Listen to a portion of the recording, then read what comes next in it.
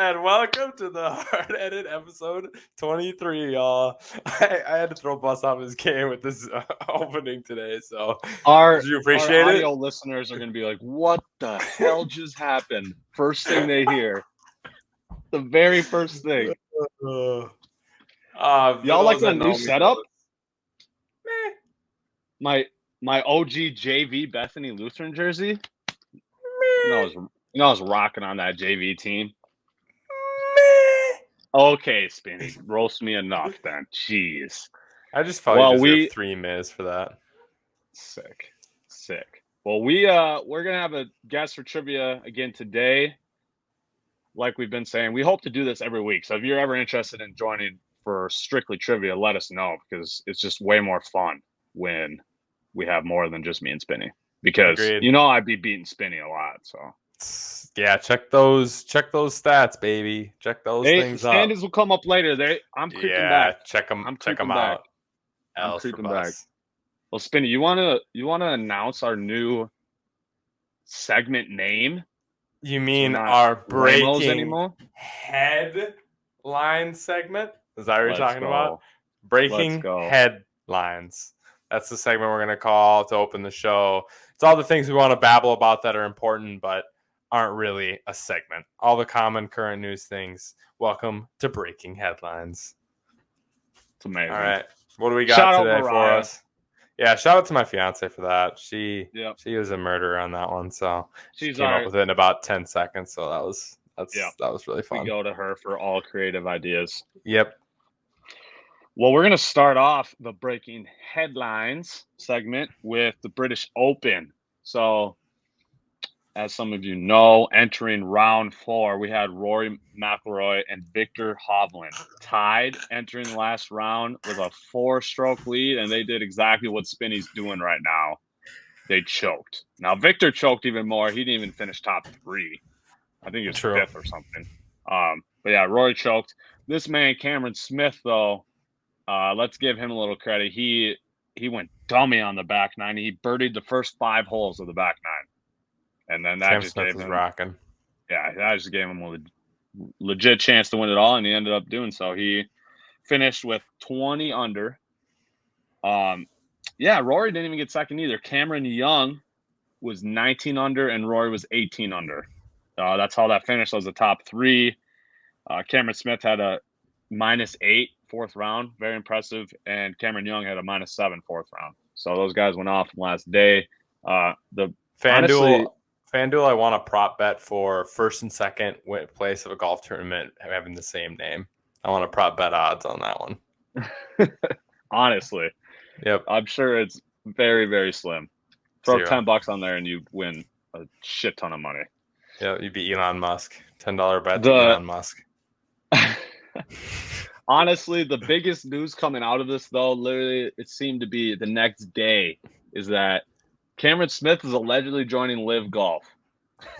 What do you think about that, Spinny? You win a major, and then you're like, nah, I'm gonna cash in now and get that the bag. It's all about the bag. What? I mean, when it comes down to it, these guys are they're like DoorDash drivers for the PGA Tour. Like, they're independent contractors. They be getting screwed on the money they be making, and they be using their own personal car or body as like the vehicle for what they're doing, and they're wearing themselves down and not getting the money that they could be making otherwise. It's just what capitalism is, and when you offer to pay guys times and times and times more than they're making right now, that's what you're gonna get, and you can't blame the dudes. It is what it is. As far as that goes, the PGA's got to learn and adapt, or they're gonna lose everybody. Yeah. I mean, you put it in a great way there. It is, obviously, we've already talked about it. The only issue with Live is just who's financing all this money. Pretty shitty people, but yeah, I mean, Cameron Smith was offered $90 million just to come play on the Live Tour. That doesn't include the potential money he can make for winning the tournament. So these guys are staring at a lot of money, and you can't completely blame them for jumping ship and doing that, for the exact reason Spinny said. So, yeah, I guess it was an interesting story to monitor. I just found it hilarious that he just won a major, and then basically the next day I was like, and See y'all later. Just hilarious. Just dippity-doo-dah. Well, literally. Now into different news, or a different breaking headline, I should start saying. NFL, we got two pretty good players that weren't able to reach a deal. Both got franchise tagged. One seems to have motivations to play this year. The other one is not going to play under the franchise tag. So let's start with Jesse Bates. He didn't get his deal from the Bengals. He's tagged at $12.9 million. He has zero intentions of playing on the tag this year. So he is going to be sitting out until they give him a contract, so yeah, we might be seeing it. Allegedly. So we'll see what happens there, but that's obviously never a good way to start training camp. So he's sitting out training camp at least, obviously, taking the fines and all. And I get it as Jesse Bates, smaller guy, plays a hard-hitting position. He wants some long-term security given the injury situation that's going on in the sport that he plays and the size that he is. And so I get that, and he has proven it. He's been a great player. Do I want to pay a safety as the Bengals? No, not necessarily. I think you could get a serviceable player for far less expensive, but at some point you got to do something with him, and he does deserve to be paid, whether it's by the Bengals or by somebody else. Right. Most analyst rankings, as I was diving in, have him rated as a top 5 safety. So a lot of people are really high on him. It makes sense why he wants the bag. But like you said, safeties is a position that, I don't know, it's kind of sketchy paying. We've talked about this off camera, not necessarily even fond of us paying Harrison Smith that fat bag that we paid. Obviously, we love Harrison. He's an amazing player. I'm not saying that, but it's just a position that you can find serviceable guys, like you said, for way cheaper. Agreed. Landon Brown Jr. is the other guy. Left tackle for the Chiefs, for those that don't know. It seems like he's going to play. That's what I'm getting from the reports. He's just not happy he didn't get a deal. $16.7 million is what he was tagged for. They offered him the highest left tackle signing bonus and annual average value in the contract, and he declined it. So I don't know. What do you think about that? I feel like you should. I mean, they're offering you historic money for that position, and on a team with an amazing quarterback, an amazing roster, an amazing coach. Right. I don't know. We'll see. I hope they get it. Honestly, I hope they don't get it done. Screw the Chiefs, but for their sake, if I was a Kansas City fan, I'd really hope they get it done. Right. Some more NFL news. Madden has released a ton of ratings, and Spinny and I are not okay with some of the stuff here. We got the running back ratings, bro. Holy. First, I just want to say the 3 guys. There might even be more, I guess, but I've only noticed 3 guys are in the 99 club right now. It's Trent Williams, Devontae Adams, and Myles Garrett. That's what I've seen so far. What do you got on the running back rankings? I'm with you on that, though. Nick Chubb at 2? Yeah. At 2. And Taylor at 4? What has Nick Chubb done to ever be better than Jonathan Taylor? Jonathan Taylor's rookie year was better or as good as Chubb's best season. And then last year, Taylor was obviously the most unstoppable running back once Henry got hurt. I get giving Henry 1, given what has been going on. But putting Chubb ahead of McCaffrey and tied.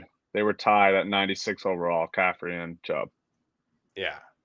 Putting Chubb in the rankings above McCaffrey and Taylor and Cook is pretty sus to me. I think Henry, McCaffrey when he's healthy, Taylor and Cook are the for sure top 4 running backs, and then there's a break. I don't think Chubb's in that category. No, I completely agree. That was definitely the running back rankings just came out today, and that was definitely very surprising when I saw Nick Chubb that high. I was like, what the hell are y'all doing, Madden? Another one, our boy, Justin Jefferson, 6th rated wide receiver, and only a 93 overall. I shouldn't say only, obviously that's really good, but definitely expected him in the top 5. I was pretty disappointed that he was only 6th, and kind of piggybacking off of that, Jamar Chase wasn't even listed in top 15. Like, how ridiculous is that? top 15. You tell me Jamar Chase is not a top 15 wide receiver? Or is Madden? Are these guys making Madden not watching the same games we are? I'm confused. I think there's some precedence given to guys that have done it for longer, and they'll always sustain their rating a tad. But man, I think they went a little too far on the old versus young rating situation so far. Yeah, I agree. Honestly, the rest of the ratings seem to be okay. The positions I'm looking at right now, they all seem to be fine. Safeties is Tyrann Mathieu leads the way at 94. That's not terrible. Kickers, you can obviously expect who number one is. Oh, who's that? Justin Tucker, only guy above 85. Yeah, edge rushers, Myles Garrett's 99. I guess the only other one would be TJ Watt, 96. I think he could probably be a 97, 98. Yeah. He's a freak.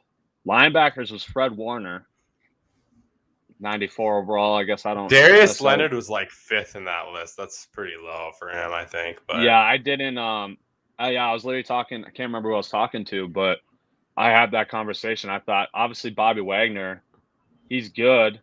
He's been good, but he's kind of falling off. He's getting older, and I was shocked to see him still rated ahead of Darius Leonard. Honestly, yeah, that's. But like you said, they definitely do. They definitely put in that legacy, that historic aspect for sure. You stay good 1 year or 2 years longer in Madden than you actually are in the league, I feel. Yeah. No, that's a good way to put it. Yeah. D-Hop, for example, is still the 4th best wide receiver in Madden. So that's probably like one of your most prime examples of staying good. Yeah, the rest look fine. Obviously, Kelsey's number 1 tight end, 98 overall. Kind of shocked he didn't get 99, but D-Hop at least has that top end potential when he's playing.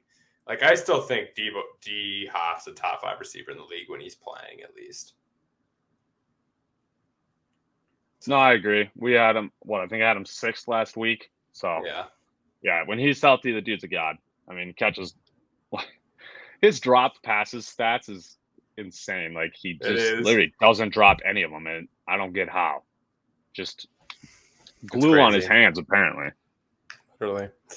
All right, should we move on? We do have one more. One more breaking headline, yeah. Oh, that would be our All-Star week, or not really weekend, I guess, since they do it on a frickin' Monday, Tuesday. Like, what is that? Home Run Derby was on Monday. All-Star game was Tuesday. Home Run Derby, that was pretty fun to watch. Julio Rodriguez stole the show for the first 2 rounds. Shout out Julio Rodriguez's pitcher, though. That man put that ball in the same spot over and over again. Like, literally the exact. Like, if Pete Alonso had Julio's pitcher, it was over. It was just like in the sweet spot every single time, and he hit it to like the same spot. It was just like robotic. That's facts. It was very robotic. It was kind of scary to watch. Just same pitching motion every time, same exact spot. Literally. Yeah, and that led to him getting 32 in the opening round, 31 in the second round, only player in Derby history with multiple rounds of 30-plus home runs in the same Derby. So, I mean, he just came in as a 21-year-old and put on a show for the fans. You love to see stuff like that. He was obviously gassed on championship. Soto ended up winning. And, yeah, you could just tell how gassed Julio was by the end of it. 63 home runs? 63 home runs. This man was jacking them. Crazy. Yep. How many did he hit in the championship? Do you have that written down?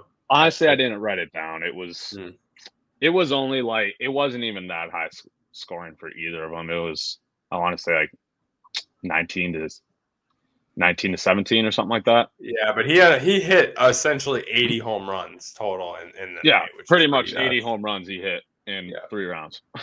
Just That's ridiculous. 21-year-old. So yeah, MLB's in good hands. He got the championship was between a 21-year-old and a 22-year-old. So yeah, exactly. You love seeing stuff like that. The All-Star game itself, though, obviously, main story this year was Albert Pujols. It was his last All-Star game. Kind of made me a little emotional watching him at the Home Run Derby and the All-Star game. He was just loving it. It's just sad to see a legend like that go. He was my favorite non-twin growing up. So it's kind of tough watching this happen. But Is what it is. Man was a god, 42 years old. It's time to hang him up for sure. Yeah, I love. Did you see the All-Star or the home run derby when all the All-Stars like swarmed him after his first round? That was awesome. That was sweet. Yeah.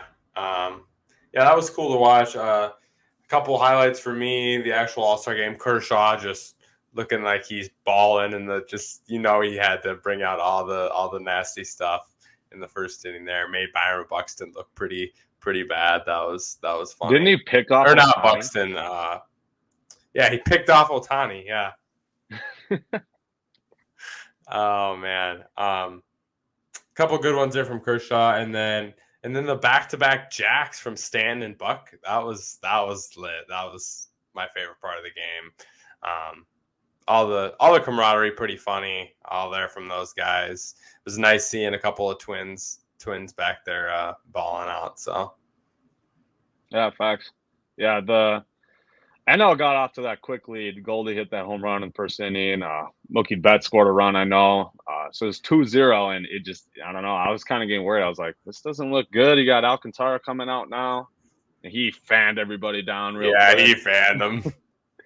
But, yeah, they were Stanton and Buxton hit the back-to-back. That was awesome. And I do love that they did that mic thing on the All-Star game that was so funny. Like every Manoah. Player. Yeah. Manoah throwing the pitch that the guy told him to throw and then hitting him. Yeah. That was hilarious. Yeah, a lot of good stuff coming from the All-Star game. I hope they continue to do the mic stuff because mic them up during the regular games. It's hilarious. They should. Yeah, they should. What? They do it in the NFL where they're getting jacked. You're telling me you can't do it when you're sitting in the dugout half the time? It's like, come on. But the MLB is boring, so they don't like doing this fun crap. Gotta stay boring.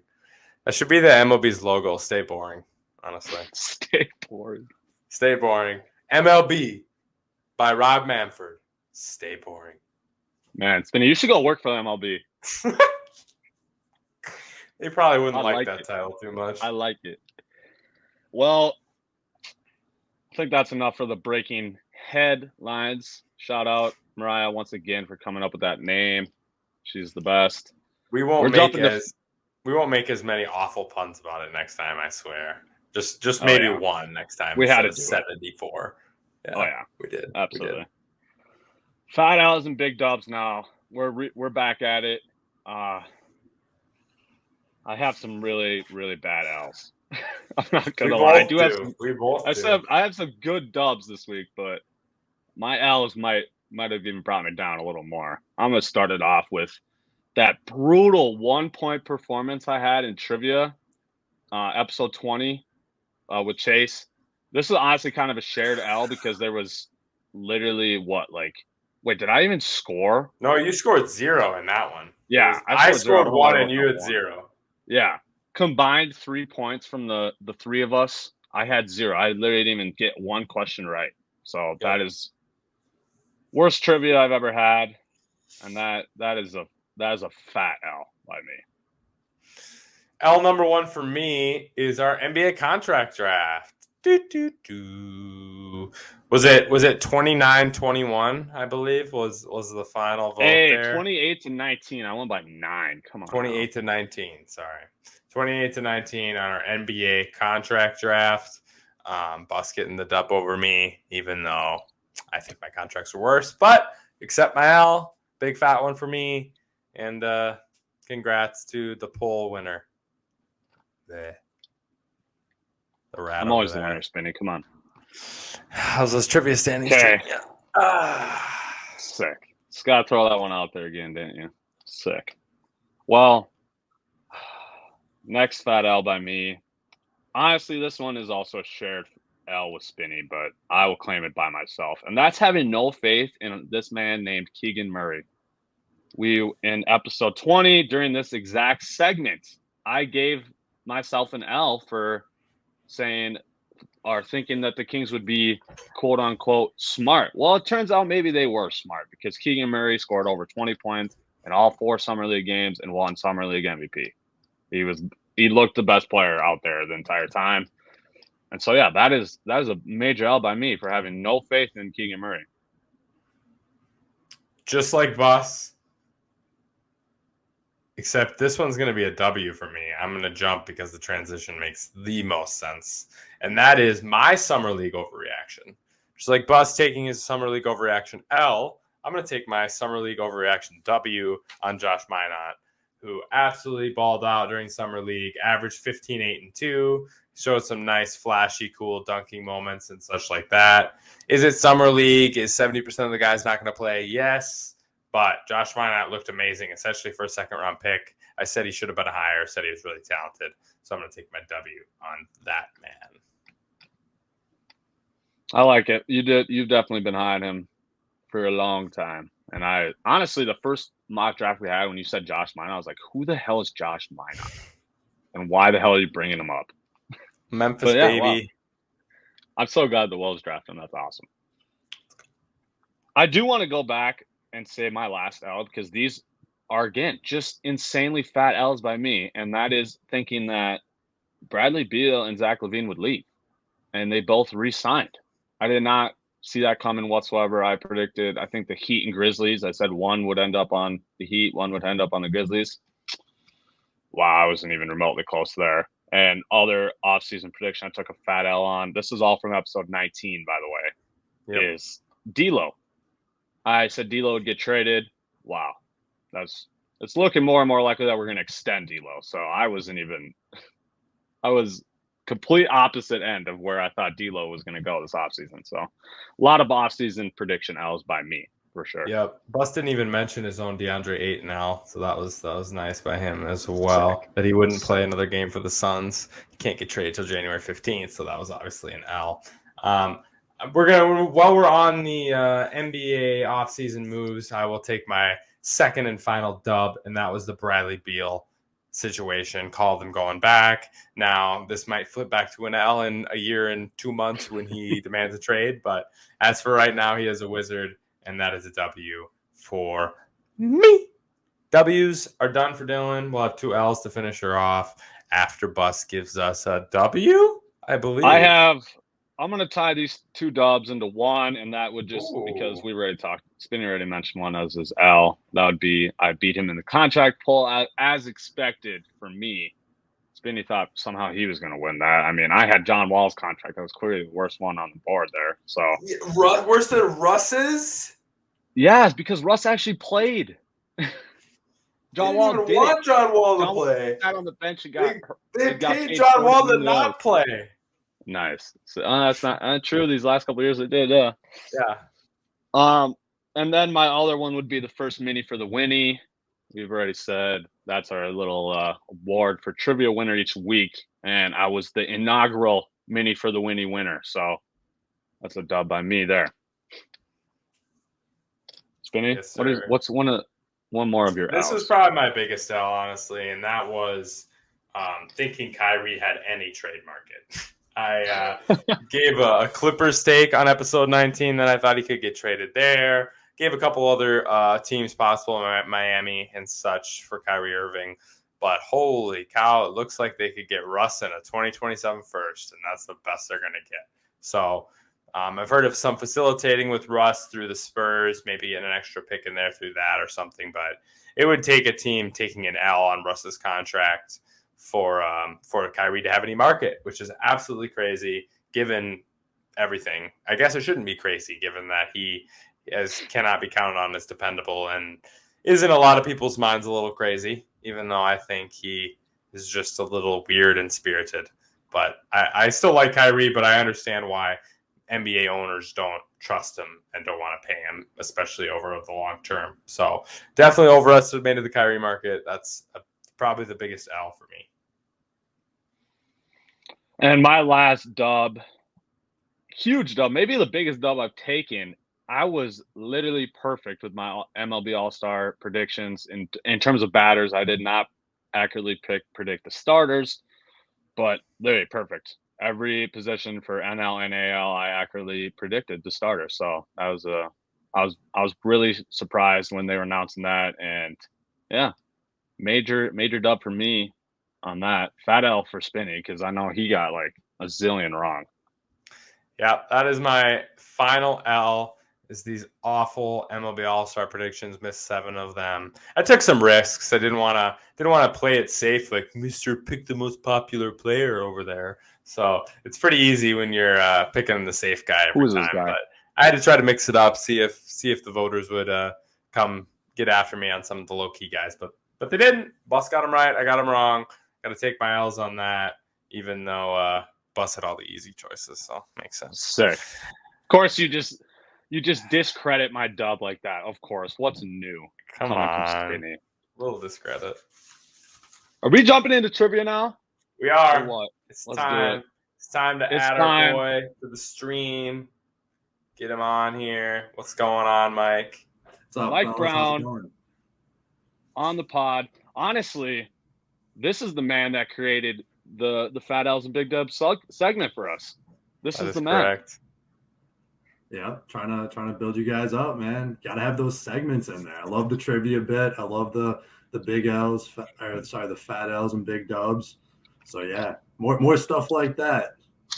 Yeah, Mike is a regular listener, so he'll hear this when he listens to this episode. But we added a new segment today, so you'll have some fun listening to our first segment today.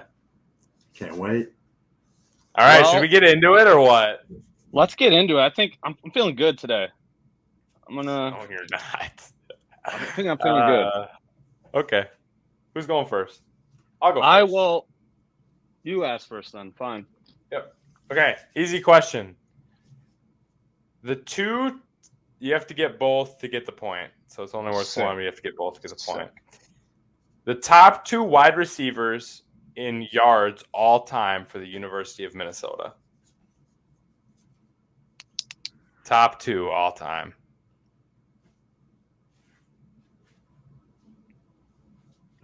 All right. I think I got it. Yeah, I was going to say, don't say if you know it. I got to think here for a second. Mm-hmm. I'm not going to get this right. This is going to be embarrassing. I know one of them. Should I give you a half? Should I give you each a half point for each or what? I think the number 1's easy. Number 2 is tough. Number 1 is easy, and number 2 is most successful post Gophers, I would say. Okay. Well, if it's an easy question, then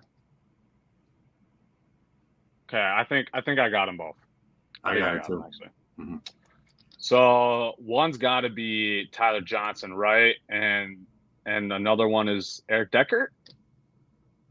Would be my guess. Final answer.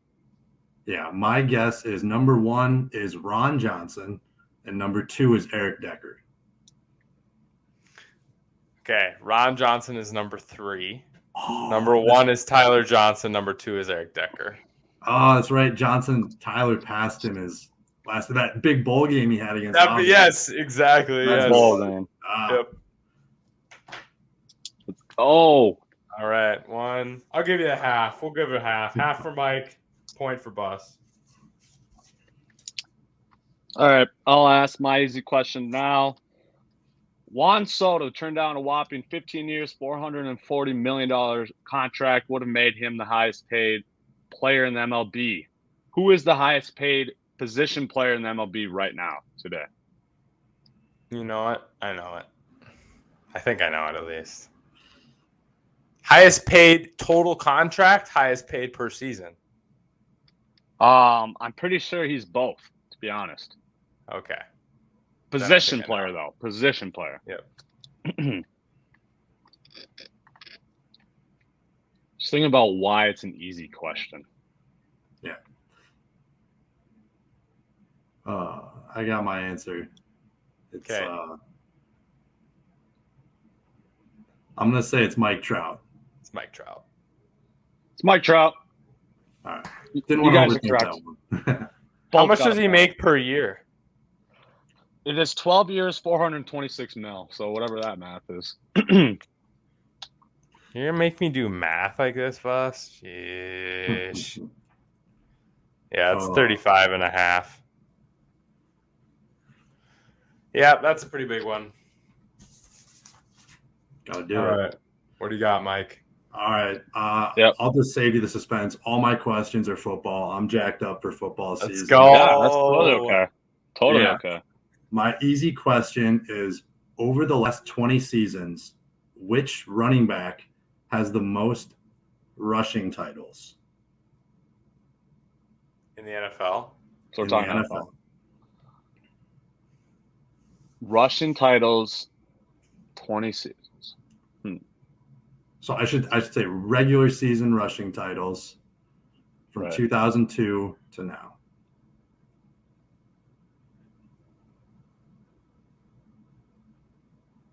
Again, I'll say what Bus said.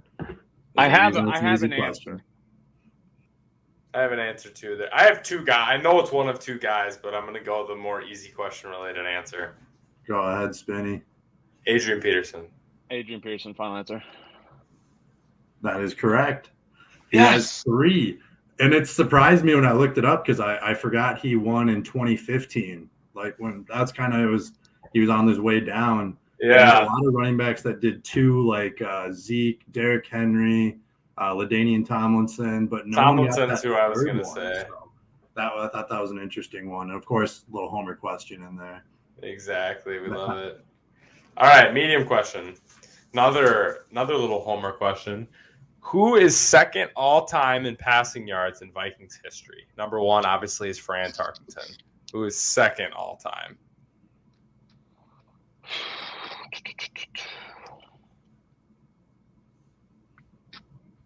Second all-time.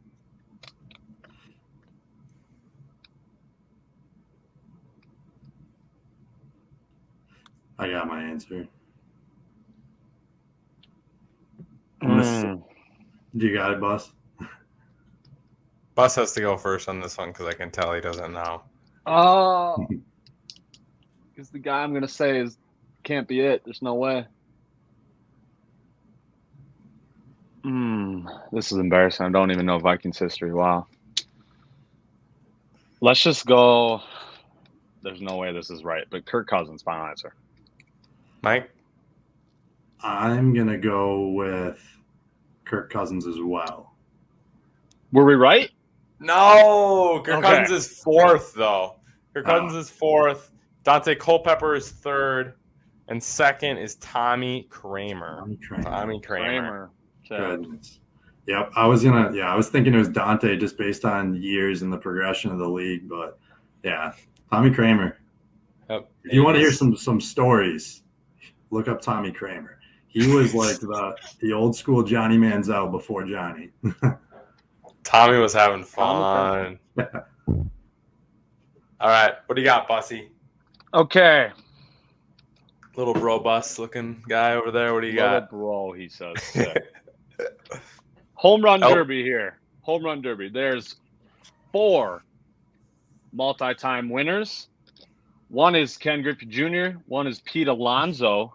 Who are the other 2 that have won more than 1 home run derby? 1 point for each? 1 point for each, correct.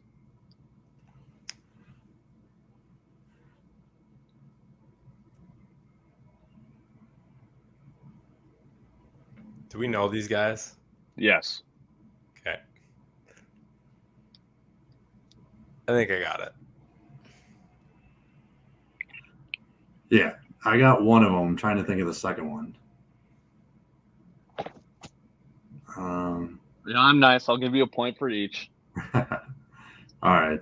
Well, one of them is Yoenis Cespedes, and then the other is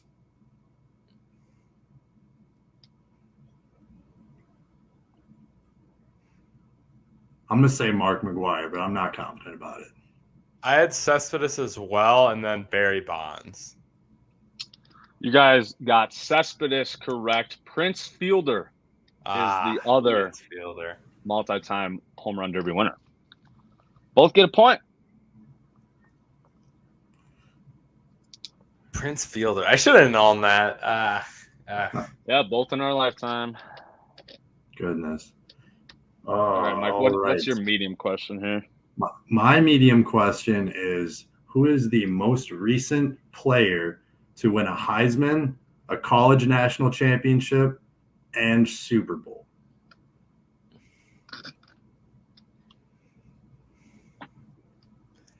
Heisman, national championship, and Super Bowl. Those are the three. Correct.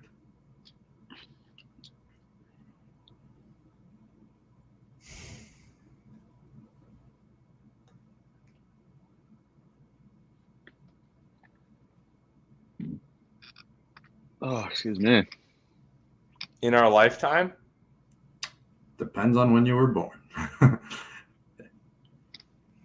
Heisman. If you think back, I don't think there's any Heisman winners in the last 10 years that won a Super Bowl besides maybe a certain Alabama running back. Right.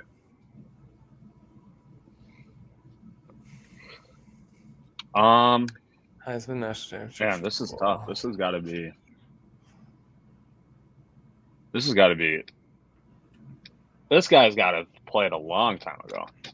All the recent ones I can think of, there's just no way they've won a Super Bowl. Mm-hmm.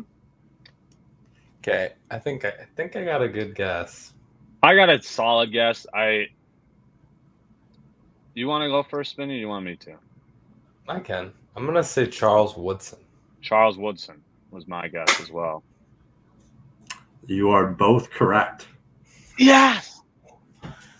Well, that is a stack. That's the last one. Holy Yeah. shit. I know, 1997. It was a super stacked Heisman finalist group, too, that had Randy Moss, Peyton Manning, Charles Woodson. And I understand why you wouldn't think that because, you think of him as a defensive player. But, Right. Yep. That was initially my hard one. And I bumped it down because Charles Woodson, big name. So I figured he'd be guessable. All right. We're into the final round. Into the final round. And since I'm so nice and give a point per instead of making you get both, Spinny is in the lead. So I gave a point per. I gave half a point per. Sick. Scores. 5 to 4 to 2.5.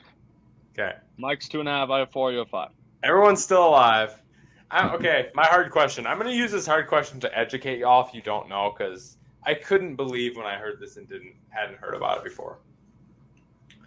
What is the name of a former Twins player, the only player in MLB history to ever be murdered during the season?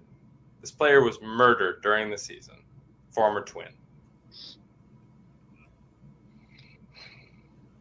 He was 27 years old when he was murdered. It's kind of a dark question, Spin. Isn't it? Isn't it a dark question? But it's crazy. I just couldn't believe that I didn't know this. I mean, it's obviously it's not in our lifetimes, but it's crazy.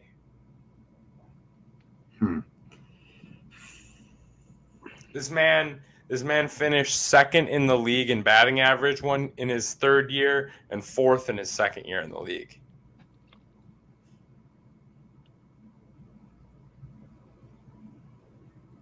There's no way I'm going to get this. Yeah, I don't even know if I can venture a guess. I don't have a guess. I don't even know dead Twins players that I don't know. I can't even give a guess. Please enlighten us, Spinny. This man's name is Lyman Bostock. He was a rookie in 1975, hit 282, and then in his 25-year-old season as a second-year player in 1976, he hit 323, good for fourth in the league. And then his 26-year-old season, 1977, he hit 336, good for second in the league, only behind Rod Carew, who was on his team, 338. Two Twins were top of the league in batting average in 1977. And then after 77, the classic Twins owners would not pay him. So he went to the Angels. He played over 100 games that season for the Angels, and he was back home in Ohio during a break in that season and was murdered by a jealous husband. He had known this woman a long time, and they had been friends, but apparently there was some issues going on there, and he was shot by the husband, shot and killed. Husband was found right after, sentenced and convicted of murder, and then had a retrial 2 years later where he pled insanity, and this was in Indiana, not Ohio. Sorry, this was in Gary, Indiana.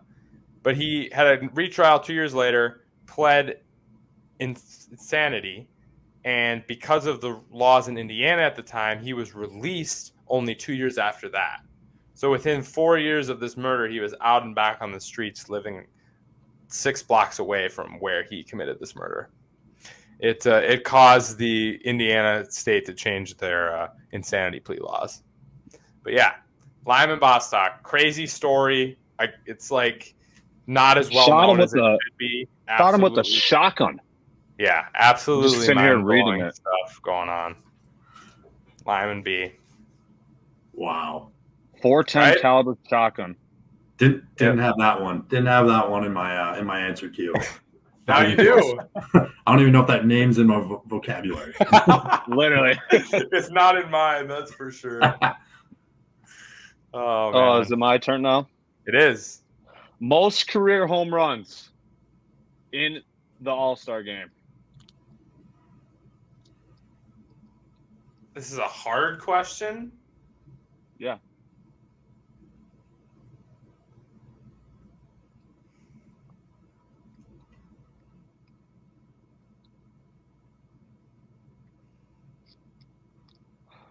I got an answer, but I feel like it's way too easy. But maybe this person wasn't even in the All-Star game. They were just. Can I get a re-guess if this person wasn't in the All-Star game? No, but I think they were. Most career, not this year. Oh, most career home runs in the All-Star game. In the All-Star game, yeah. Oh, sorry. Okay. I think it's only like 6 or something total. I don't think you'd have this easy of a player. Like, this has got to be a random player. I picked that as a hard question, so. Yeah, I know. That's why it's got to be random. All right, I got to guess.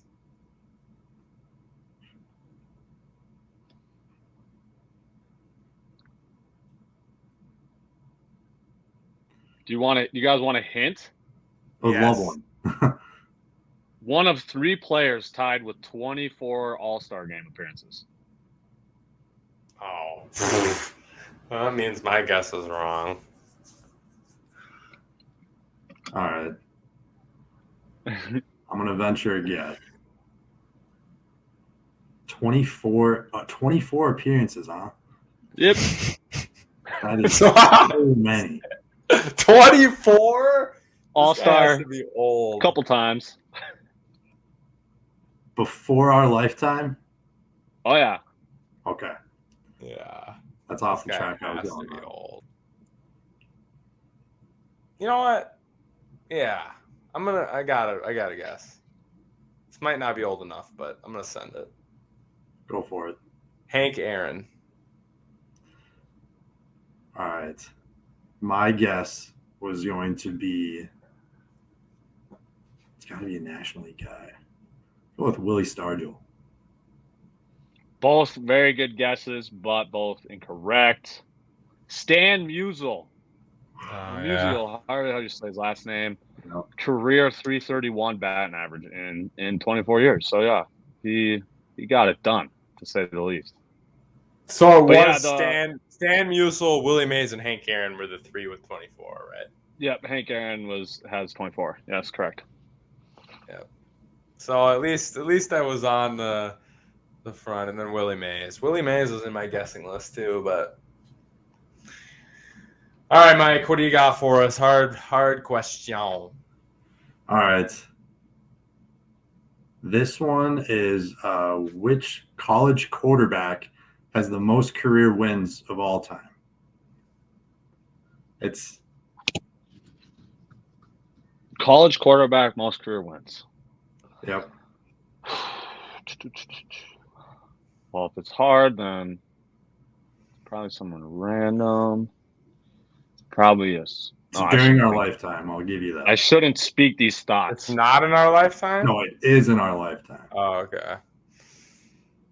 Whether you were watching football at this time or not is beside the point.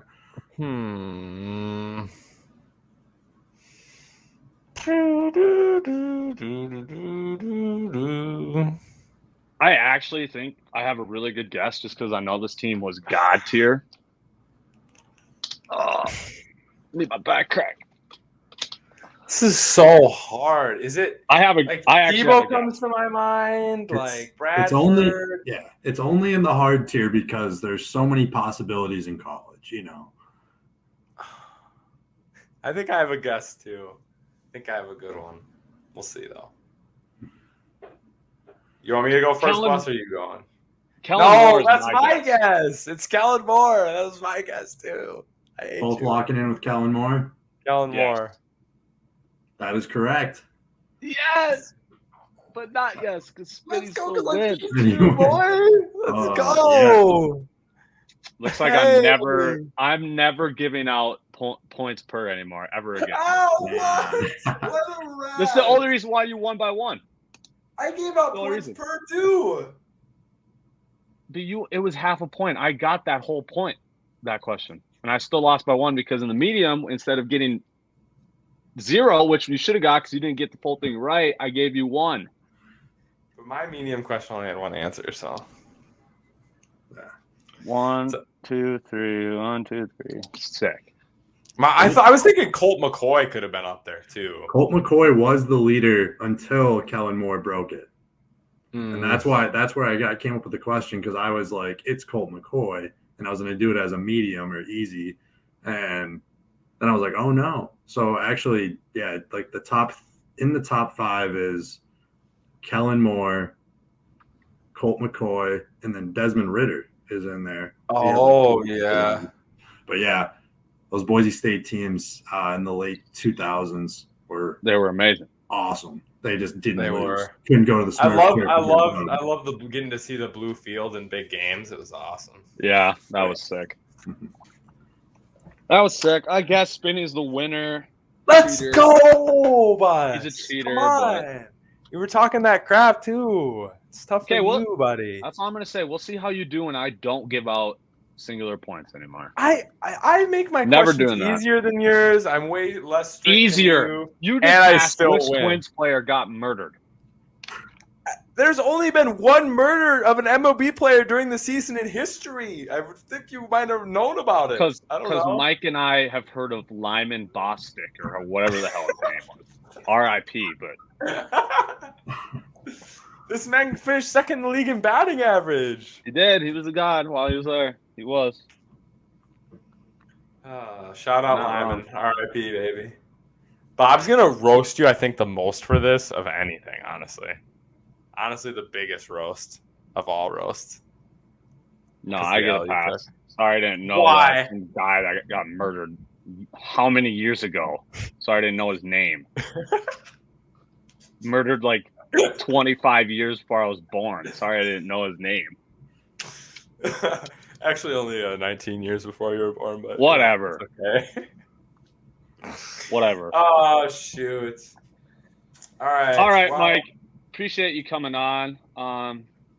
We're actually getting into a little college football, so I wish we would have been smart and told you to prepare for that. But maybe we get you on next week when we talk. We'll talk Gophers a little bit and the SEC and the ACC. That's what we got next week. So, oh baby, yeah, I'm all in for that. I know you're a big college football fan over there. So all in for that. Roast us on our takes this week too, because Bus has some whack Big Ten takes. So what? Hey, the Big Ten's wide open, baby. I mean, the West is wide open, but yeah, everyone's like Ohio State is just going to be an absolute unit that is nearly unbeatable with all the weapons they have. But I think that defense still has to prove it for Ohio State. So we'll see how that goes. Maybe they slip up week 1 against Notre Dame. Who knows? They got a tough schedule. But I got to roast Ohio State quick for 8 home games. That's 8? That's 8 home games, 4 road games. So whoever let them schedule that's a bunch of BS. What the hell? All right, Mike, here's the deal. I'm going to ask you because why not? Are you free right now? Can you stay on for this segment?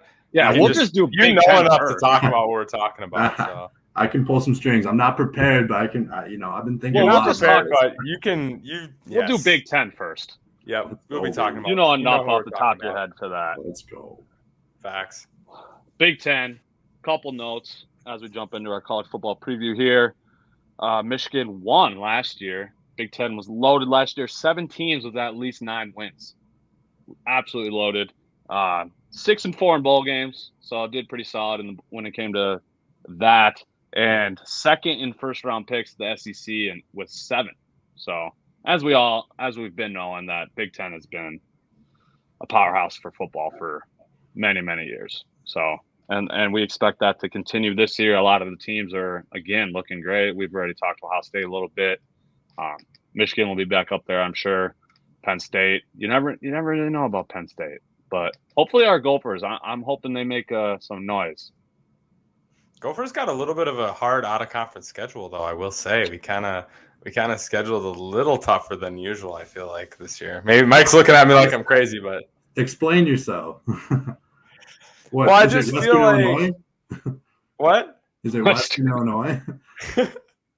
Yes. Okay. Well, and on top of that, we got the crappy draw of the Eastern teams that we got playing. I think Penn State's going to be good, and I think having to go to Michigan State and Penn State, I don't think we win either of those games, if I'm being honest. Yeah, drawing the whiteout game's always tough, but I mean, for Iowa and Wisconsin, they drew way worse. They both got Michigan. They both got Ohio State, and Iowa got Michigan. And I can't remember if Wisconsin also drew Michigan. I know they both have Ohio State, but they're even tougher. I think Michigan State takes a step back this year. Tuck coming. I'm not on that train. Like I think they're gassing up their boy too much. I mean, just one Peach Bowl dub, and they're thinking he's Saban now. Like, relax. That's fair. I agree with that statement for sure. But yeah, I mean, the non-conference schedule for the Gophers, they should be 3-0. I mean, New Mexico State, Jerry Kill coming into the house he said he'd never come back to. You don't think we're taking L's to them? Favorites, little Jerry Kill revenge game? Jerry Kill revenge game. He hates PJ. He's not a fan. So well, good. We hate Jerry. So yeah, I mean, nothing but good luck to him outside of that game. But agreed. 38-point dogs. That's a tough thing to overcome. But hey, I'm not going to say the B word from last year, but yeah, I think the Gophers learned from their mistakes in those winnable games from last year. So, all right, I hope so. I like it. I really hope so. What else you got? Who do you guys got? Who do you guys got as the winner? Let's predict our winners here, huh? I'm going Ohio State. I think Ohio State will get it done. I think they're a threat. I do agree, like you said, they got some tune-ups and improvements they need on the defensive end. I think this is a team that could really compete for the national title this year, just given how explosive their offense is. I would be shocked if they didn't win the Big Ten. Yeah, I said the same thing about Ohio State, although I think there are some teams that could be in it as far as that side goes. I think Michigan could, even though all the guys they lost, I still think they should make a play given their defense is going to be good. And Penn State, I think there's been some sleep on them, but I think they could surprise a lot of people this year. But I'm going Ohio State too. Okay. Yeah, I don't think. What do you got, Mike? Yeah, I don't think you can pick against Ohio State this year. If you want me to give my pick for the West, I do think it's the Gophers' year. Let's go. I think they go 10-2 with a loss to either Michigan State or Penn State, and then they lose one against Iowa or Wisconsin. I don't think if they could clean sweep Iowa and Wisconsin, I think there's no doubt we're going to Indy. But yeah, I think that Wisconsin and Iowa are probably both looking at that 8-win range. So if the Wisconsin in Wisconsin, you have confidence in that? Beating Wisconsin is going to be tough on just being able to put up points against them. They're going to have an amazing defense again this year. Quarterback problems though are going to be they're not going to be able to compete with Michigan or Ohio State if they need to put up anything more than 3 touchdowns. One thing I did want to ask you about, there's a lot of predictions going out that the Gophers are going to lose at Nebraska. What do you think about that? like Really? Nebraska. Oh Who's yeah, saying that? lot of guys saying on Gophers schedule predictions that the Nebraska game's a sneaky one. We could really lose. Yeah, I don't know what to believe. I don't know what to believe about this Nebraska team. They got all these great new assistants to help Frost. They got all these transfers in there. Casey Thompson, there's a huge hype train on him. And, like, it's like, for what? Like, he played one good game for Texas. Literally. And yeah, he pretty much bottomed out after that. Like, I don't understand the hype. He does have a lot to prove. If he does have that dog in him, well, I guess we'll find out early this year. But I'm not really. And plus, PJ owns Frost. I mean, he's 4-1, and he's 4-1 against him. Sorry, 3-1. And it just seems that Minnesota just owns that matchup. And even on the road, I think they lost. The only loss was in Lincoln, but I just think the way that they play and the Gophers' defense should be solid. It's just, I don't see it. We're probably going to run the ball right down their throats, give the ball to Mo 30 times, and just keep the ball out of their hands. Because that's what it is. PJ has their number. It's Nebraska can't roll with them in the trenches. It seems the last few years, even the COVID year when we were down how many scholarship players, we're playing third stringers and water boys, and we still go down there and kick their behinds. So. I have a hypothetical here for you, Mike. So you said 10-2 for the Gophers, right? Win the West. You predicted Ohio State from the East. So let's say they meet in the championship. Say Ohio State is undefeated. Do we have a chance to make the Final Four if we beat Ohio State, or will Ohio State still be seated ahead of us? We've never seen one loss. We've never seen a 2-loss team in the playoff. I don't think that changes for the Gophers. A 1-loss Ohio State would definitely still get in over Minnesota. Unfortunately, that the committee's been very open in how they operate, and conference championships mean something. But they've never let a 2-loss in, and they'll always pick a 1-loss over a lesser conference champion. If they've been ranked that way the whole year. And it comes down to the eye test, which, it isn't very objective, but that's just how it works. Yeah, that's fair. But I am picking Ohio State. I am picking Ohio State to win. I don't think anybody can knock them off in the Big Ten. Not this year. Their offense is just ridiculously good. It's crazy. Well, we are going to jump into some offensive, defensive players to watch out for. If you have any guys you want to shout out, go ahead. I know Spinny and I are kind of on the Ohio State train here for at least the offensive guys. My guy, I just want to shout out to CJ Stroud. I think he's going to just absolutely go off this year. 72% completion percentage last year, 4,400 yards, 44 touchdowns, and only 6 interceptions. I mean, just ridiculous stats. I bet he can at least match that, if not improve on that this year. So I'm just kind of looking to see what he will do this year. I think he will be a top 5 pick, I want to say. I'd be shocked if he wasn't. It would take some serious downplaying by him this year to not be a top 5 pick. He was last year was 5th in college in yards, 3rd in touchdowns, and 1st in QBR. So the dude is a stud. Yeah, and my offensive player was from Ohio State too, Jackson Smith, Najigba. He 95 catches, 1,600 yards, 9 touchdowns last year, balled out. Obviously, he's going to be the focus, the main top receiver this year, so it'll be sweet to kind of see him unleashed and seeing what they can do. I think he's going to be absolutely ridiculous. Mm-hmm. I think he's going to be the first receiver taken in the draft. I'll already say it here and predict it now. So elaborate, Mike. I saw that facial expression. I want to see what's going on there. It's a fair assessment. I just think that, just watching what he did in the Rose Bowl last year, right? Absolutely electric. And he just didn't matter what Utah did defensively. He just gets open. And I will say the one cloud I'll put over him is that was with Garrett Wilson and Chris Olave. That were also drawing a lot of attention. To see him do it on his own, which I think he's more than capable of, will be the interesting thing there. But yeah, you can't really go wrong with either of the guys you just said. I would say, and this pains me to say it, but he is definitely the most electric player, I think, on the offensive side of the ball. And it's going to be Braylon Allen. You saw what he did last year as a 17-year-old. And believe me, right. We heard about it, right? But he's 17. He's not even 18. So this guy is out here cleaning more than Saquon was in his prime at Penn State, during winter lifts. He just freshly turned 18. Unfortunately, I think the downfall for Wisconsin is that they're not going to have any passing game to complement it, but they're going to go through Big Ten play, and I think they're going to be able to win, 5 games just strictly on Braylon Allen alone, just giving him the ball 30, 35 times, and he's just going to go to work. And, they never have offensive line problems. So he's definitely the one that sticks out to me. If you wanted to stay with the Ohio State trend, Travion Henderson might also be a Heisman finalist.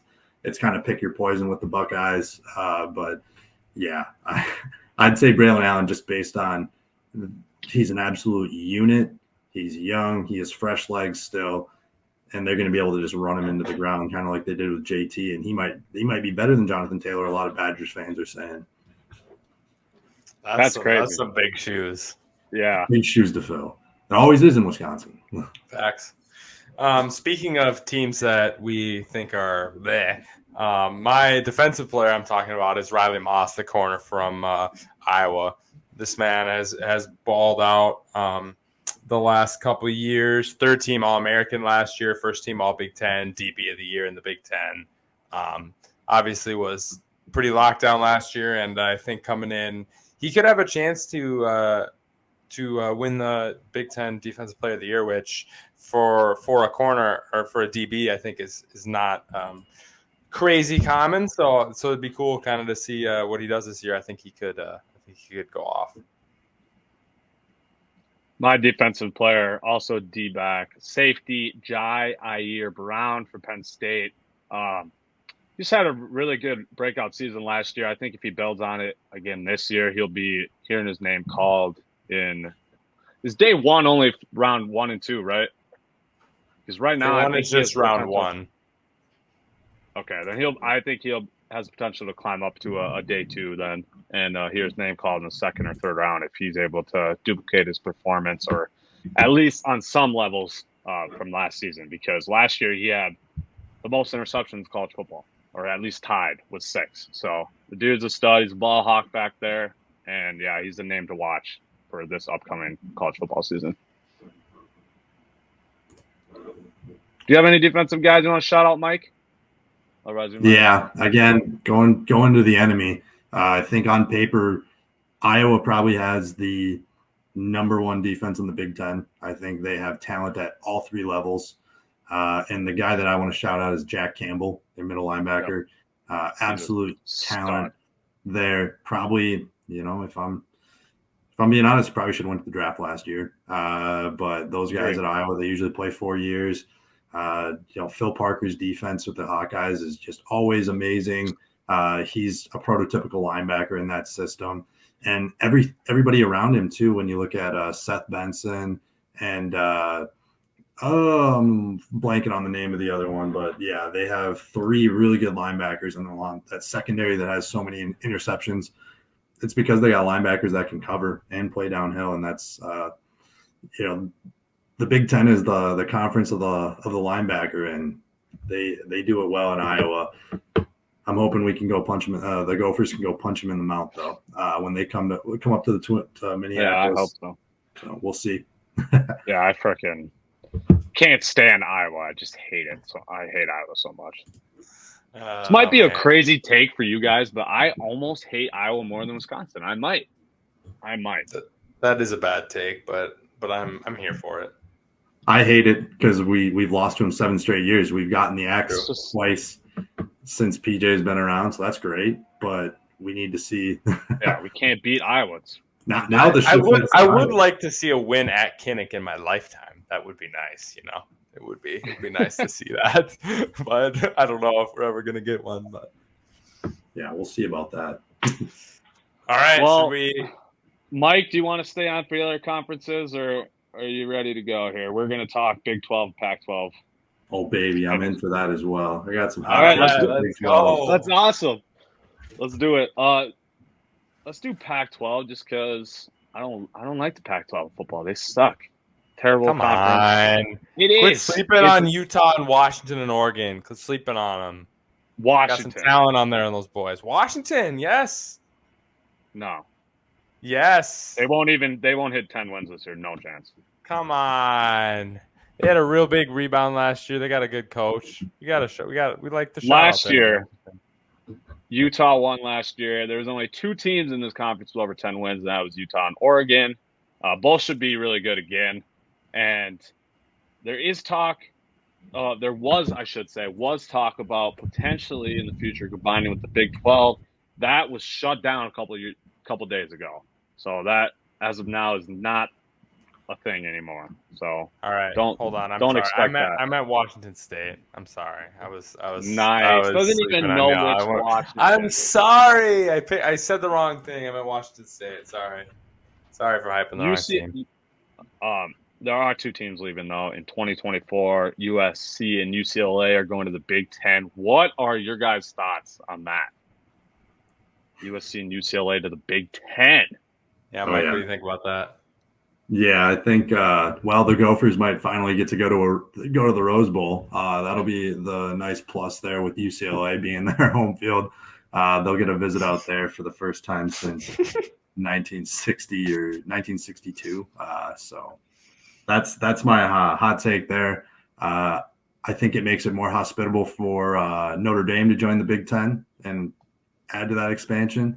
Having rivalries with Michigan State, Purdue, and USC. But they're stubborn. They probably won't join. But it does create the right environment. Plus all that TV money. The Big Ten brings in more money to each school than NBC does to Notre Dame, which is I found surprising. There's only like $15 million for Notre Dame is what they got last year from NBC. So something to think about. Crazy money ability. I mean, that's obviously what it was, right? USC and UCLA just trying to get on that money train. From a fan perspective, I hate it. From a money-making perspective, I do understand it. You should love it as a fan, too. I mean, maybe as a Big Ten fan, I should love it. But my ideal world was an 8-team college football playoff with the 5 conference champions, 2 at large, and then an automatic mid-major at large. Like if there's an FCS, not FCS, but like non-Power 5 team that went undefeated that normally wouldn't get a shot. That was my ideal world, and so I think this kind of screws it up from that perspective. What's going to happen with those schools out west that I think have some talent there? And I don't know. I just like the parity and the regional aspect of it as opposed to more of a nationalized college football scene. But I get from a money-making perspective and from a school's perspective why it's obviously the move to make. Yeah. Think about Fox, though. Fox Big Ten Saturdays, you got big noon kickoff, then you got a 3 p.m. game, then you got a 7 p.m. game, and then you got West Coast, you got a 10 p.m. game too. So it's like, that's a dream. Don't even need to change the channel. Yeah. And you can just wake up to brunch and then, brunch to bar close. They're going to have college football on Fox. Brunch to bar close. Don't need to ask the bartender to change the channel, Nope. The best of both worlds. All right, Pac-12. Who do you think is going to win it? I'm going to stick with Utah. I think they return enough pieces. I think they're going to repeat this year. They brought back their quarterback, their running back, both stud tight ends, their best receiver, and 6 of their starters on defense. So I think that's enough key pieces right there to repeat. They'll definitely be, I'm sure, the favorite heading into the season. So I'm going to change it up. I had Utah going into this segment too. That's who I was going to pick. But I'm just getting a vibe. I'm changing my mind on a vibe, and we're going with Oregon. I think Oregon might take it this year. Obviously, they got a lot of those big 5-star recruits they paid, given the big donors they got. And Bo Nix, efficient, chain-moving quarterback from Auburn that had a lot of cool ups there. And I think in a less good Pac-12, he could absolutely roll some guys on top of guys we're going to talk about later as well on defense, and a lot of huge upside players on Oregon. And I think maybe they put it together a year earlier than we think they will. Yeah, I like Utah over Oregon in the North. In the South, I think. Oh, excuse me. Sorry, Utah is in the South. So that takes out my hot take that SC makes it in year one. Utah is going to win that division, and then it'll be them versus Oregon again. Feels like every year it's only 3 teams that play in this title game. It's Oregon, Stanford, and Utah. Like literally every year. Yeah, I think USC a dark horse will be interesting. Yeah, if you want a dark horse team to watch. Yeah, dark horse, I'd say Oregon State. Be careful. Don't sleep on Oregon State. They've got a good thing cooking up there. I think they got burned with a lot of injuries last year. I don't think they're better than Oregon, but I just think they're in a lot of upset spots, and they've always been giant killers throughout history. And I think that they're in an interesting spot where there's more parity and competitiveness in the South than there's the North. A lot of people think that Oregon's going to go through just a cakewalk, but let's not forget that Bo Nix does suck. And so You're not a Bo Nix guy, huh? Not a Bo Nix guy. I mean, he got ran out of town at Auburn, and we're talking about a run-heavy offense, and now he's going to go to a spread team and try to air it out. I just, if you can't do it in a run-heavy offense, I don't think you're going to be able to move to a spread offense. But who knows? Maybe he finds his rhythm. I think that's the conundrum all college quarterbacks find you in, is just that you don't know. You don't give them enough time or rhythm based on play calling and coaching, that a lot of these college QBs that might be good just aren't being helped by their coaching staff. And I think that happens at Minnesota a lot. So I'll give them the benefit of the doubt, but just haven't seen it so far for Bo. Yeah, that's fair. One last point I want to dive into and hear your thoughts on before we jump into the players would be, last year the Pac-12 was 0-5 in bowl games. Are they just going to continue to suck against other teams across the country? Like what's going on there? 0-5? That's even like you would think Utah and Oregon would have had a chance last year to win a bowl game, but neither of them did. Yeah. I'll say off the bat, this year it sets up nicely. Utah is contending for the college football playoff. So when we look at Big Ten Pac-12 Rose Bowl matchup, it does set up nicely for USC to go 11-1, 12-2, 10-2, with, I think they lose to Utah and Notre Dame. And they'll just sneak into the Rose Bowl for not having, and they'll get to play the loser of the Big Ten championship, which is Minnesota, Iowa, Wisconsin, most likely. Just assuming that Utah and Ohio State are both in the playoff, I think that USC probably gets that W against any of those teams I just mentioned from the Big Ten West. So Ohio State, Utah, Alabama, Georgia. Is that what we're gonna get again? Not again, but is that the move?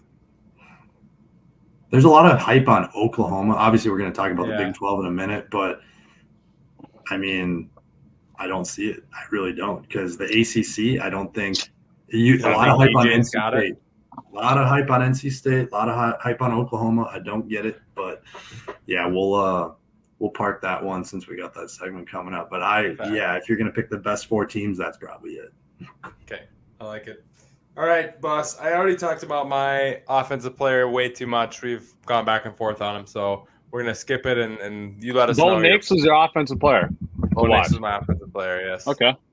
Mine is Jordan Addison. Quite possibly, not quite possibly, he is the best receiver in this conference. 100 catches last year, 1,593 yards, 17 touchdowns. This is a guy that he's going to hear his name called on day one in the NFL draft. He's going to put up massive numbers again this year, I'm sure. And it's going to be interesting to see what he does with Lincoln Riley now as his coach. So, well, that's definitely a guy and an offense to be on the lookout for sure. Yeah, I was going to go with Jordan Addison as well, but just for the sake of mixing it up, I think I'll go with Caleb Williams. I think it's super interesting, him transferring from Oklahoma with Lincoln Riley. I just don't know if it's – we'll see. There's a lot of stuff going on in Oklahoma last year after they benched Spencer Rattler, and I really think that Caleb Williams – maybe didn't quite live up to the hype towards the end of the season, but there's all the hype in the world on him now. And I think that they got all the wide receiver talent you could ever ask for. Maybe only Ohio State has better talent this year. So I think Caleb Williams in the Pac-12, the way those teams play, heavy offense, lots of passing, I think that's perfect for Caleb Williams. Yeah, I agree there. Defensive end, I'm going to go back to Oregon. And again, I went Oregon here. But Noah Sewell, linebacker from Oregon, I think this man could have an off chance to win the Pac-12 Player of the Year. I think he has maybe like the best Heisman odds as a defensive player. I think we got that level of upside here from this guy. Had a decent year last year. I think he's really got that day one NFL draft potential. So I have lots of high hopes for this guy, and I could be on freezing cold takes for that, but I feel like there's a lot of upside here with Sewell. Yeah, brother of Panay Sewell in Yes. NFL. So yeah, I like that. He'll probably be good, I imagine. Right now, he's projected first, second round, that range. So he's definitely got the potential to climb up the draft boards if he has a good season. My defensive player, Clark Phillips III, cornerback for Utah, second team all-conference last year. This is a guy that, as of now, projected late second and could definitely climb up to early second, late first if he is able to go off again this year. Just the ball hawk there on the at cornerback. He only had 2 interceptions, but he had 13 pass deflections, which was good for 5th in the entire country. So constantly contending all the balls, and yeah, I mean he's definitely a guy. I didn't even realize how good this guy was until I was doing some research in the Pac-12, but he's definitely a name to watch. Yeah, I got nothing new for you. It's just I think Noah Sewell's the best defensive player far and away. Absolutely. So, yeah, absolutely. Just echoes here for what's Love it. Well, boys, let's jump to the Big 12 then. This will be our last conference we talk about. Honestly, it's the last little segment we have for this episode. So the first note would be the obvious: Oklahoma and Texas leaving in 2024 to the SEC. And we also have BYU, Cincy, Houston, and UCF joining the Big 12 in 2023. So in 2023, it's going to be a lit one. Yeah, there was talks Oklahoma and Texas might try to do it in 2023, but it's now looking that 2024 is pretty set in stone. So 2023, we're going to have a very big Big 12 conference next year. Be fun. So that's kind of excited to think about. I think it'll be good for Cincy. I think it'd be good for Cincy maybe to get some more. We can see him at least on Power 5 level competition, right, seeing if they can be at least close to as dominant as they were. Not given, I don't think the Big 12 is going to be great with all these, with Oklahoma and Texas leaving, but it's at least a step up from where they are. So I think that aspect is cool for them. Again, though, I would have loved to see. I love to see conference parity. I love the conference rivalries. So it's kind of going to be hard for my thought of college football having both of these huge, more major conferences, but I get the reasoning. It's obviously good for the business and the money aspect, and that part is good for student athletes everywhere. You get better deals. You're making more money in the football program. That money, at least some of it, goes to all other sports. Goes to track. Goes to volleyball. Goes to softball. Goes to all that stuff that they might not necessarily be able to fund otherwise. So there is very good aspects to this. It just screws me up a bit as a fan. Yeah, that's understandable. Same with, as you said about Cincy, it'd be good to see them competing against more Power 5 teams. Same with UCF. I mean, UCF a couple of years ago was undefeated, and they were like, claiming themselves as the champs. So that's good for those type of schools for sure. And I'm interested to hear your guys' thoughts on how you think Oklahoma and Texas will do in the SEC, given the number of powerhouses that are already there. Yeah, I think Arch. Look at Arch coming in, perfect timing for Texas. I think. I think Texas is definitely better set up than Oklahoma right now. Surprisingly, if you look at their track record the last 5 years, you would think Oklahoma, but they just had the rug pulled from underneath them with the Lincoln Riley situation. So, yeah, I'm definitely leaning Texas with Steve Sarkisian. They're getting that talent on the outside. And whether it's Quinn Ewers or Arch Manning, I think they start with a bang. And they probably have, depending on what Brian Kelly forms at LSU, they might have the best offense in the SEC. The potential's there for sure. Mm-hmm. Agreed. Yeah, I think they might struggle at the beginning given if the weaponry, but obviously the NIL has helped a lot for Texas for sure, given their money ability and the 5-star recruits that want to go there. Oklahoma, I still do have faith though. I feel like they usually pick the right coach. I feel like they have too much of a history in our lifetime of being consistently good. You know, when a team's been good as a program for the last 15 to 20 years, it's hard for me to not give them the benefit of the doubt on the situation. But I definitely think there'll be a learning curve. What about you, Bus? Yeah, those are essentially my thoughts too. Sorry, I didn't mean to steal your thoughts. No, that's totally okay. I just want to reiterate what Mike said. I think Texas is better set up for the SEC, at least right now, for sure. The two quarterbacks, that's what you need. If you got a stud quarterback like that, you will be able to compete at least. So we'll see how it is. It's going to be interesting. I can't wait till 2024 when all this new stuff is happening. We got, USC and UCLA will be in the Big Ten then, and these two teams will be in the SEC. So it's going to get crazy. Yeah, it's going to get crazy here for sure. Continue with the Big 12, though. Baylor won last year. They are the betting favorite as of now to win again. And the Big 12 was 5-2 in bowl games last year. So this is a conference that got a lot of good teams that not only make bowl games, but they win them. So look for that again. I think there's I want to say Texas takes a step forward this year. I don't think they'll be as bad as they were last year. Oklahoma will be good. Baylor's obviously going to be really good again. That would be my pick. I think they're going to repeat. This one was really, really tough for me. The Big 12, I couldn't really gauge a clear winner. I don't think there's a clear favorite right now. I know, like I said, Baylor's the betting favorite. I don't know. I think there's a lot of really balanced teams, but Baylor would be my pick as of today. How about you, Mike? What do you think? Yeah, I tend to agree with Bus on this one, but I'm going to go a different direction.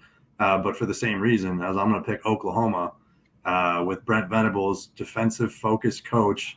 And if you look at Baylor, they did it. They kind of turned the conference on its side since all the other teams have such a great offensive focus. And I think that Baylor being able to play the amazing defensive football that they were able to do last year, I don't know if they can repeat it. They're going in a different direction at quarterback this year. Bohannon pulled some rabbits out of his hat last year. They just got a lot of good breaks down the stretch. But I'm going with Oklahoma. I think Venables brings a new energy to the conference, gives a lot of new looks. And Oklahoma finally, after losing all those years of offensive firepower where they couldn't field the defense, gets it done with defense this year. So. Yeah, that's definitely interesting thing to watch this season is that transition from more offense to more defensive focus. So, Penny, what do you got? Who's your preseason pick? OU? I'm picking Oklahoma too. Yeah. Train? Yeah, I was literally had a whole spiel about Brett Venables. That was this is the times Mike's the one stealing my line. I love the comparison to Baylor. I think that's a great comparison. I think the offense could pick it up too, depending on who the quarterback is. But if it is Rattler again, I think he could regain some of that angstiness he had, given that Williams is out of the door and he has an ability to have confidence. So I think if that could happen, given especially with the defense, they could have something special going on there. I like it.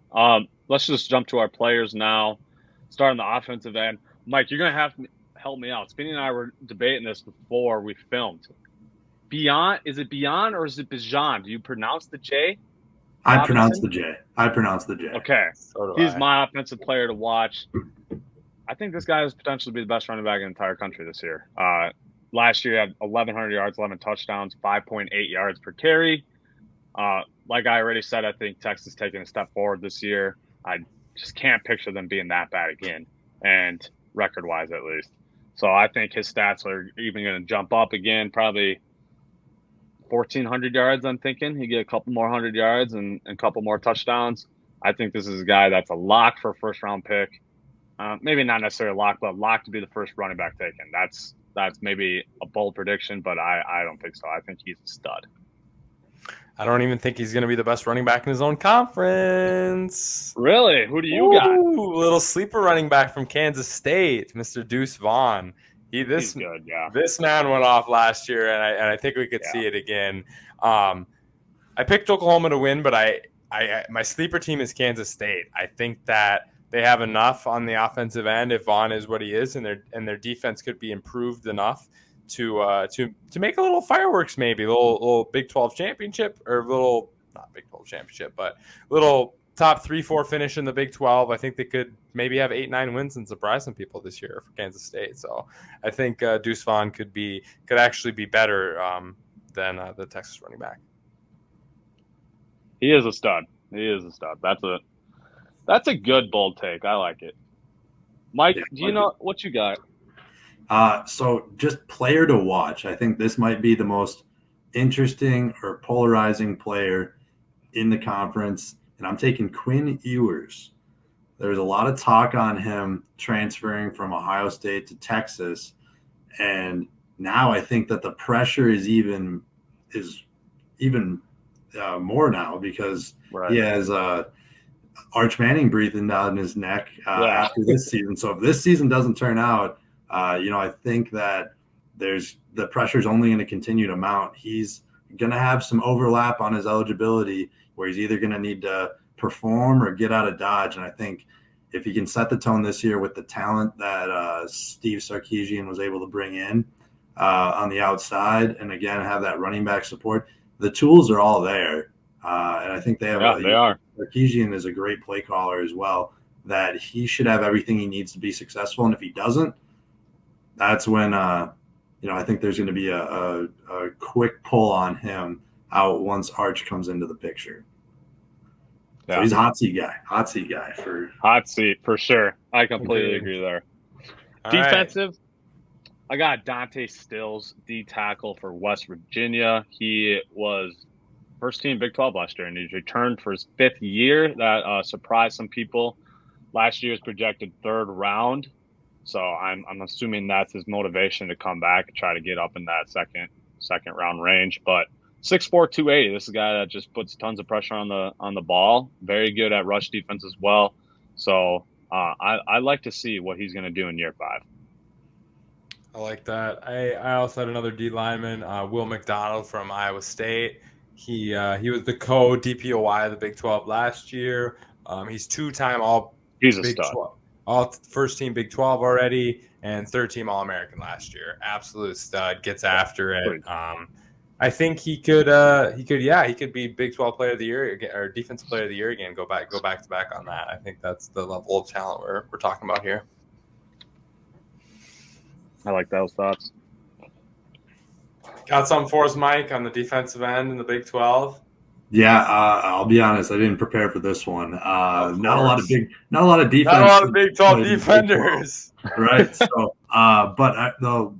let's see if I can remember his name. The nose tackle for Baylor, his first team All Big 12. Let's see if I can. Siaki Ika.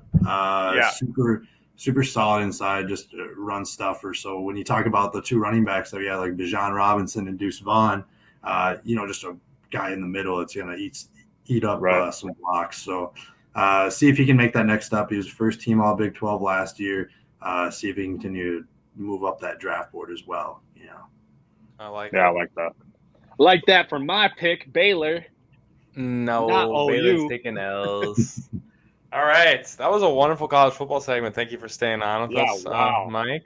The improv was very impressive by you today, It was Mike. beautiful, yes. Just super knowledgeable, way more knowledgeable than us. Spinny and I had to do research to figure this stuff out. You're just throwing this off the top of your head. Just know Mike's watched a lot of college football. We all know that. But all right, thank you for being on. We appreciate it, and hopefully we can have you on again. Awesome. Thanks, fellas. No problem. Yes. Have a good Peace one. out, Mike. All right. Well, that was it. That was it for our segments. We'll rock you guys with a little fun Q&A, and then we'll get you out of here. Damn, Spinny. Okay. Breaking news? Couple breaking news here. Harden finally signed his deal, $68.6 million, 2 years. What is that? $34 million a year. Yep.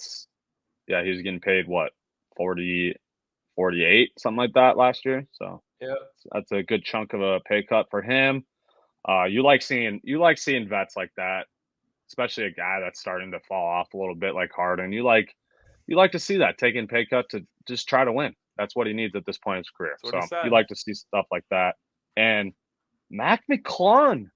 Yeah, nice one-year deal with the Warriors. Yeah, he got a deal. Good for him. I mean, that's what it takes. That's why we talked about Summer League in our segment last week. Or was it last week? Yeah. Yep. And yeah, I mean, these are guys that they show out in Summer League. They can get their opportunity, and that's a guy like Mac McClung. He just needed another opportunity, and we'll see if he makes rotation this year. But he'll at least be on the bench for the defending champs. So that's very exciting for him. That's it for this episode. I just want to reiterate what Spinny just said. We'll just wrap up with Q&A quick, which, as expected, is from our guy Connor Forbrook. Just killing it with these creative questions here. Spinny, here it is. Dream celebrity or athlete boxing match. We know that Le'Veon and Adrian Peterson are set to square off. So it could be celebrities, it could be a mixed celebrity and athlete, whatever we think. What is your dream one? This one's hard. The dream one that came to my mind first was Brady and Manning. I would love to see that. I'd love to see Brady kick Manning's broken neck looking ass. Yeah, so I would love to see that going on. This is Brady's punch. Yeah, well, Manning can't even take one. This is Manning taking one punch. Brady wouldn't even hit him. Manning hit him once, he's out. Oh, yeah? That was good. Honestly, one that came to my mind was Aaron Donald and Demarcus Cousins. That would be an interesting one. I feel like. Why? Just because they're huge, or just because they're both huge and strong, and just I feel like obviously Donald's stronger, but Boogie's more of that shit talker, you know. I mean, right. Perfect idea would be prime Shaq against Aaron Donald. That would be something that'd be interesting, but. Okay, I have two. One just came to my head that's pretty funny. I'll save that one for the end. Going off of what you kind of said with the Brady Manning, MJ LeBron, why not? Let's settle this in the ring. Settle this debate once and for all. Whoever wins the boxing match is considered the GOAT of basketball. Let's just put it that way. Okay. LeBron would kill him. What do you mean? He's got 4 inches out of the reach, the weight. He's got everything. Not that much reach though, and MJ's tougher than LeBron, which matters in boxing. Yeah, I bet he is. He is. I bet he is. Definitely mentally tougher. That's for sure. Oh, what? Not even close. Mentally tougher. You did not just say that. Why? LeBron was literally dubbed the next GOAT. At 17, was told as a 17-year-old, if you're not a first ballot Hall of Famer, you're a bust. Yeah, but he choked in the finals against the Mavs, so that's all that matters. Oh my god! All right, next. What's your next one, buddy? What's your next one? Let's keep it light. This is celebrity related, given all the weird storylines and stuff coming out in this last year. I know what you're gonna say. Do you? This one too. I do. I think I do. I want to see Pete Davidson and Kanye West. Oh, that one's funny. I want to see them in the ring. I was gonna say Chris Rock and Will Smith. Oh, that I want to see. That one might even be better. That one would be hilarious. Or Yeah. Jada and Chris Rock. That might be funnier. Yeah, true. The joke was directed at her. So. Yeah. Oh man. Oh my gosh. Yeah, that would be hilarious. Or like another one, because as we saw a couple days ago, Tristan Thompson once again cheated on Chloe. Throw Chloe in the ring with break up with this man. I know. Leave this man. What are we doing? Throw Chloe in the ring with all the chicks that he's slept with. One at a time. Yeah, those would be some good celebrity ones for sure. It would. Hey, if you made it this far, comment on some celebrities you want to see punch each other in the face a bunch of times, and yeah, we'll get some laughs going. But thank you, Hardies and Hardos, for listening. Spinny, don't cut it off yet, man. You just not going to take your mini for the Winnie? Here's the thing. My mini for the Winnie this week is going to be dedicated to my fiance Mariah, and in that dedication, we have to go take pictures for our engagement very soon. And if I'm late, in like 10 minutes, in 10 minutes. And so if I'm late, she's going to be not loving her life. So I'm going to take this minute to end the pod early so that I can make my fiance happy. So that's my love minute. It, Spinny. That's my minute. You're such a good week. guy. And we love you, hard-headed fans. We love you. The GOAT, the Michael Jordan episode. The LeBron James GOAT episode 23. The Michael Jordan GOAT episode number 23. Thank you all, because Michael Jordan is the GOAT.